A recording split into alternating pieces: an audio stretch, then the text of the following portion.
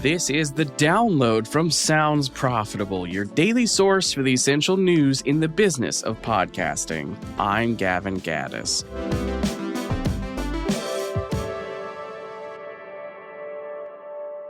Here's what you need to know for today, Tuesday, February 24th. First up, this is a quick one, but an important one because it's timely. The Ambies 2026 on YouTube.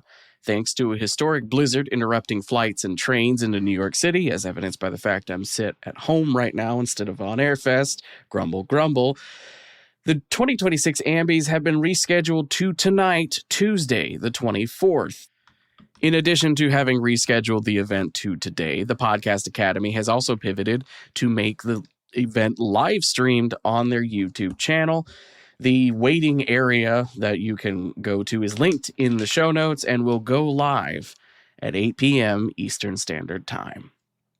Next up, Apple Podcast is in on video. Will users notice? This is from Jay Nachlis at Coleman Insights. While Apple Podcasts has supported video podcasting for quite some time, since the beginning of the industry really, it has largely been siloed and de-emphasized in the user interface if a user doesn't specifically throw the word video in a search term. In recent years, video podcasting has taken off. Reported podcast usage from survey respondents has shifted to include more and more people consuming video or both audio and video. Nachlis argues the hard part of beefing up video podcasting on Apple Podcasts is telling people that it exists.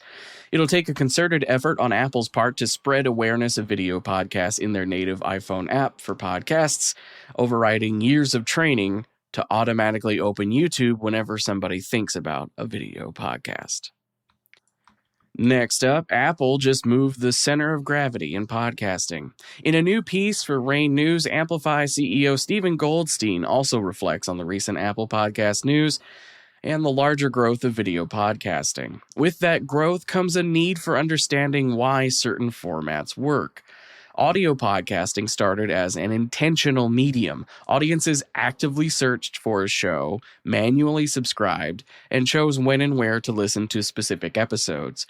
Modern video is much more reactive, as recommendation algorithms and autoplay can drop a podcast in the lap of an unexpecting viewer with zero prior context. As such, Goldstein stresses the importance of adopting a YouTube mentality to podcast production. The first 5 seconds are crucial to retaining new viewers. Establishing clarity and the value of the content immediately has more chance of getting new viewers to stick. As the piece concludes, audio is chosen, video is recommended. Next up, Australian podcast advertising benchmarks Q4 2025. Magellan AI's report on Q4 2025 pulled data from 9,498 podcast episodes released in Australia. Overall, podcast ad spend continued to climb with a 10% year-over-year increase for the quarter. The top growing industry of the quarter is retail, growing 53%, with investments from brands like Shopify, Chemist Warehouse, and 7-Eleven.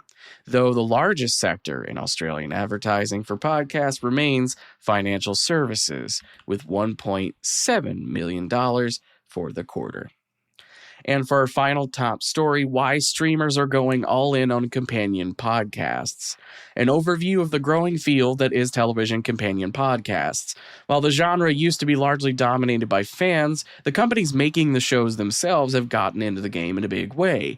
From reality TV like The Traitors to scripted dramas like The Pit, companion podcasts have all but replaced their distant cousin of after shows. For those who have not encountered an after show in a hot minute, I cast your mind back to the 2010s with shows like The Talking Dead and Will Wheaton's The Ready Room. Since their official productions, these new streamer-owned podcasts have the ability to regularly land big guests from the shows being discussed. Article writer Tess Patton does highlight one area fan-run companion shows have an advantage: critique of the show. Official licensed podcasts have a higher likelihood to keep things light and avoid discussing controversy, while fan shows retain independence and outside perspective, for better or worse. Next up, it's not time for quick hits. It's time for new positions. Every now and then, there's enough movers and shakers in the podcast industry. I break them out into their own section. So let's offer congratulations to the following. Marshall Louis is now head of Audible content in North America. Eric Barad is now Chief Product Officer at AudioStack. And Chris Bogan has been appointed as CEO of Audio UK, set to take over the role March 30th. As for the rest of the news, Listener.com has launched Campaigns, a reporting solution that aims to give podcasters a unified system tracking podcast consumption across multiple platforms. RSS.com has a new blog highlighting their new API for automation tools, including an example of how one could use Zapier to build an automated podcast production pipeline. Glenn Nelson Center at American Public Media Group has announced their 5th annual national startup competition for supporting, quote, bold ideas that will reinvent local journalism, end quote. A prize pot of $250,000 will be awarded to early-stage startups in 3 divisions. Submissions are due by March 10th, 2026. Jar Podcast Solutions has expanded out their YouTube-first production practices with special focus on treating YouTube as its own strategy from the ground up for podcasts instead of simply putting a camera in an audio show. The Climate Change Accountability podcast Drilled, hosted by Amy Westervelt, has joined the Pushkin Podcast Network ahead of a new season debuting in late April. Pave Studios founder Max Cutler shares some insight on their Crime House label's new audio series, The Final Hours. And Goalhanger co-founder Tony Pastor has a new piece in Deadline discussing the power podcasting has to connect with younger audiences in comparison to the reach of traditional television. I go through all the stories fast, so remember the one link in your show notes will take you to today's episode post on soundsprofitable.com, where you can find links to everything I just talked about. While you're on Sounds Profitable, you can also sign up to get the newsletter version of the download, which will email all of those links directly to you right when this episode goes live.